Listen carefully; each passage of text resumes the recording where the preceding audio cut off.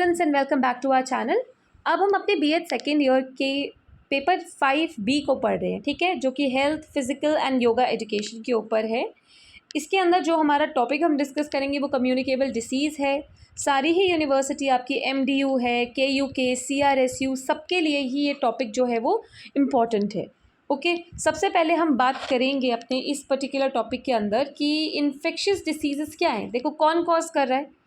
Infectious disease micro organism से होते हैं। माइक्रो ऑर्गेनिज्म वो छोटे ऑर्गेनिज्म हैं जिनको हम अपनी नेकेड आइज से नहीं देख सकते और सिर्फ एक माइक्रोस्कोप की मदद से ही देख सकते हैं। कम्युनिकेबल डिसीज़ की बात करें तो ये वो डिसीज़ है जो एक इंसान से दूसरे इंसान में पहुंचते हैं, ट्रांसमिट होते हैं, फैलते हैं डायरेक्टली या इनडायरेक्टली। अब जब मैंने कहा डायरेक्टली, तो जब ये सीधा इन्फेक्टेड इंसान से एक नॉन इन्फेक्टेड इंसान को हो तो उसको हम बोलेंगे कंटेजियस डिसीज़। यानी ये कम्युनिकेबल डिसीज़ के दो टाइप्स हैं। जब ये डायरेक्टली फैल रहा है उसको कंटेजियस कहेंगे, और जब किसी चीज़ के माध्यम से जैसे किसी हवा से या पानी से या फूड से फैले उसको हम इन्फेक्शियस डिसीज़ कहेंगे। मोड्स ऑफ ट्रांसमिशन की बात करें कि कैसे कैसे ये फैल सकता है, कम्युनिकेट हो सकता है एक से दूसरे में या फिर अनहेल्दी से हेल्दी में। तो पहला आता है ड्रॉपलेट इन्फेक्शन। एक इन्फेक्टेड इंसान है, जब वो सांस लेगा, छींकेगा, बोलेगा, उसके मुंह से कुछ ड्रॉपलेट्स जो हैं वो एयर में रिलीज़ होंगे।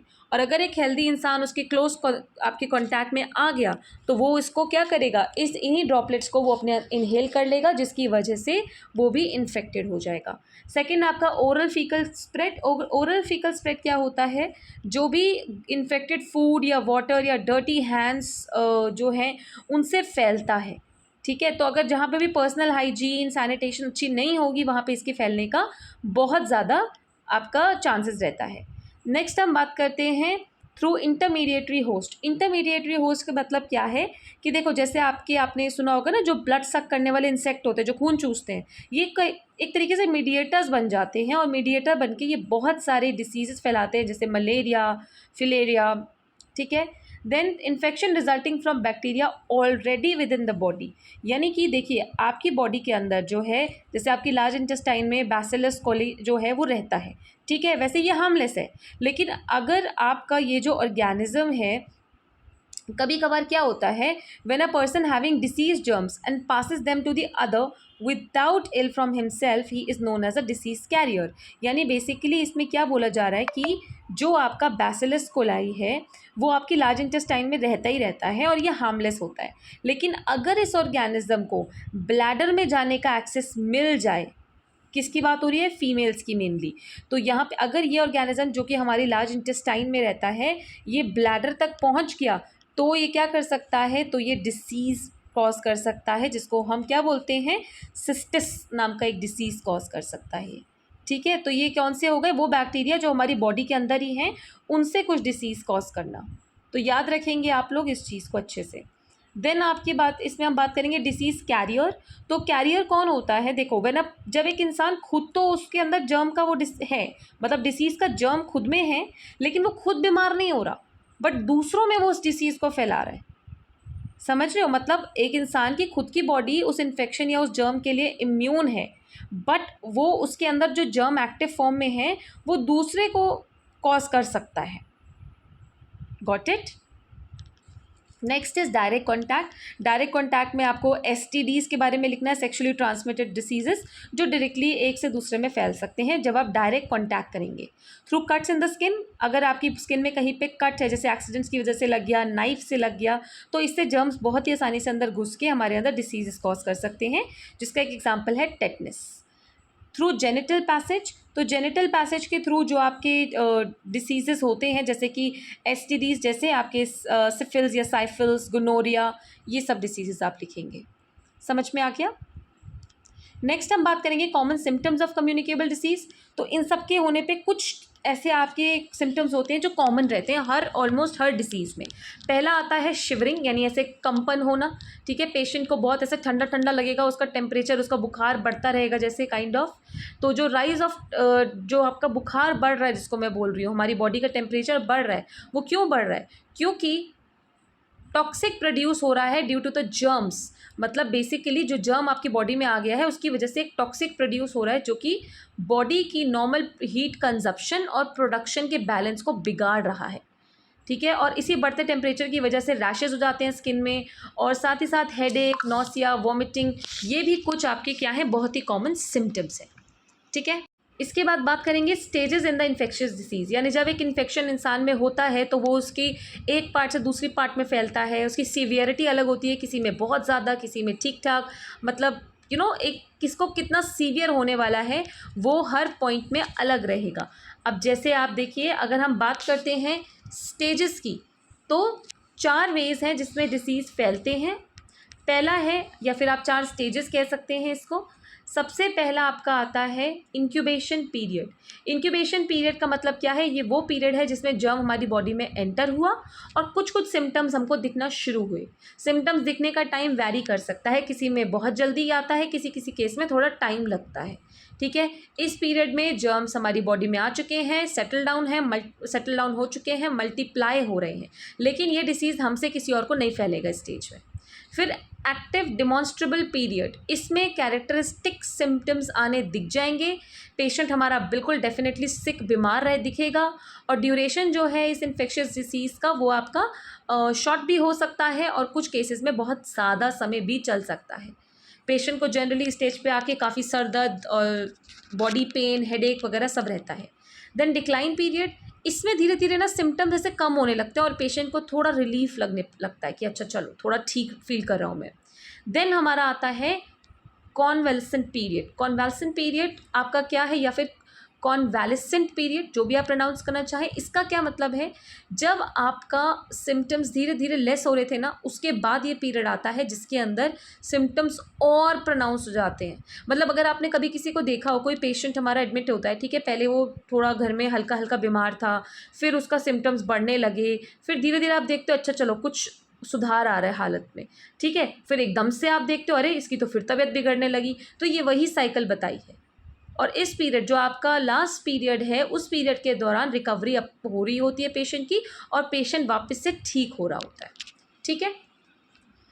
बात करेंगे प्रिवेंशन और कंट्रोल की, तो प्रिवेंशन में सबसे इंपॉर्टेंट बात आती है इन्फॉर्मेशन टू अथॉरिटीज़ और नोटिफिकेशन। यानी आप जब भी आपको कुछ ऐसा केस लगता है जिसके अंदर किसी को भी कोई इन्फेक्शियस डिसीज़ हुआ है, तो जो हेल्थ अथॉरिटीज़ हैं उस पर्टिकुलर जगह की, उनको इन्फॉर्म करें ताकि वो डिसीज़ हद से ज़्यादा ना बढ़ जाए।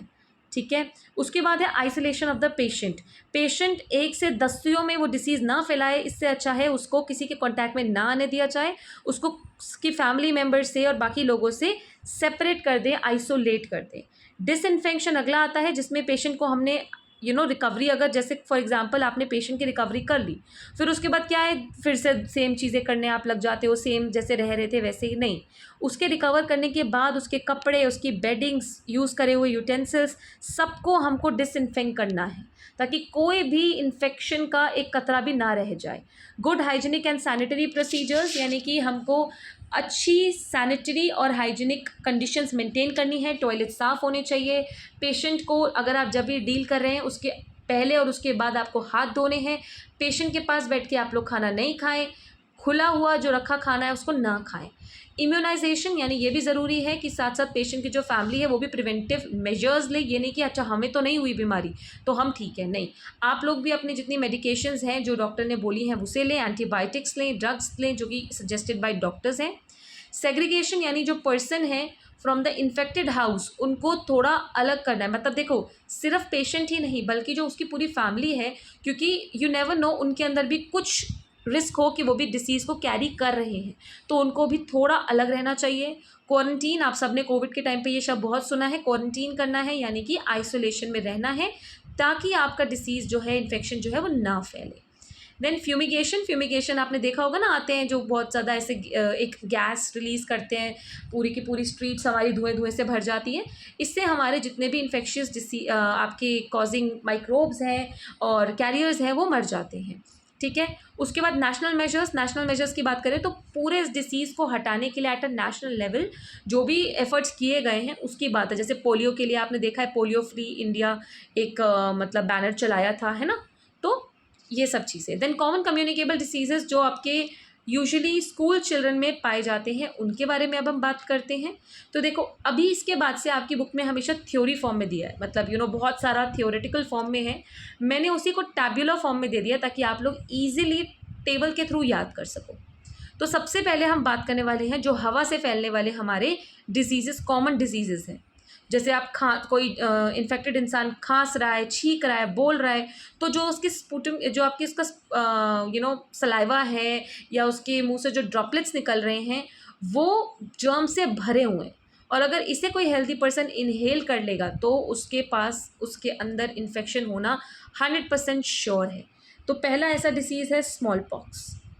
ठीक है, इसका कॉजेटिव एजेंट क्या है? ये वायरस से होते हैं। इंक्यूबेशन पीरियड, यानी मैंने आपको भी समझाया ना इंक्यूबेशन पीरियड क्या है, जितने में वो आपके अंदर आएगा, सेटल होगा, मल्टीप्लाई होगा, है ना, वो स्टेज है इंक्यूबेशन पीरियड। तो 10 से 14 दिन का इंक्यूबेशन पीरियड होता है। सिम्टम्स में चिल्स, यानी एकदम ऐसे ठंडा ठंडा लगता है, कंपन होती है, फीवर आ जाता है, हेडेक होता है, हाथों पैरों में दर्द होगा और इचिंग होने लगेगी बॉडी में। ट्रीटमेंट में पेशेंट को डार्क रूम में रखो, बेड उसका वार्म होना चाहिए, हो पाए तो कोल्ड स्पॉन्ज से उसकी आप कोल्ड स्पॉन्ज दो उसको, क्योंकि उसको फीवर हो रहा है।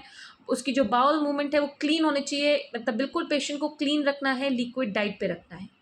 प्रिकॉशन के तौर पे देखो, ट्रीटमेंट होता है जब ये हो गया तब क्या करें। प्रिकॉशन क्या होता है कि इस डिसीज़ को होने ही ना दें, तो पहले हम क्या करें, तो वैक्सीनेशन दें बच्चों को 3 से 9 महीने की जो एज में मिलता है। इस इन्फेक्शन के बारे में हेल्थ ऑफिसर को रिपोर्ट करें ताकि आगे नहीं फैले किसी में। बच्चे को स्कूल ना भेजें अगर आपको लगता है ऐसा कोई इन्फेक्शन फैला हुआ है, और अगर कोई पेशेंट है उसको आइसोलेट कर दें। दूसरा ऐसा इन्फेक्शन या डिसीज़ की हम बात करें तो वो है मीज़ल्स। मीज़ल्स के कॉजेटिव एजेंट क्या है? Ultra microscopic virus. 10 से 14 दिन इनका भी इंक्यूबेशन पीरियड रहता है। सिम्टम्स में वही टेम्परेचर बढ़ जाएगा, पैचेस आ जाएंगे स्किन पे, क्रस्ट और ऑफ पैच बन जाएंगे स्किन के ऊपर, और लाल लाल रंग की हमारे पैचेस होने वाले हैं जनरली। ट्रीटमेंट में हम बात करते हैं तो फीवर जो है उसको हम एस्पिरिन या पैरासीटामोल देके कम कर सकते हैं। रूम हमारा वेल वेंटिलेटेड होना चाहिए, अच्छी हवा पास होनी चाहिए। वैक्सीनेशन आपको देना है, आइसोलेट रखना है पेशेंट को, और डार्क और क्लीन रूम में रखना है। प्रिकॉशन के तौर पे अगेन 9 से 15 महीने के बीच वैक्सीनेशन, क्वारंटीन कर दो, अवेयर करो और इन्फॉर्म करो हेल्थ ऑफिसर्स को जो कि उस एरिया के हैं। ठीक है, ये हमारे जो हमने डिसीजेस पढ़ लिए। तीसरा हम डिसीज़ पढ़ेंगे वूपिंग कफ।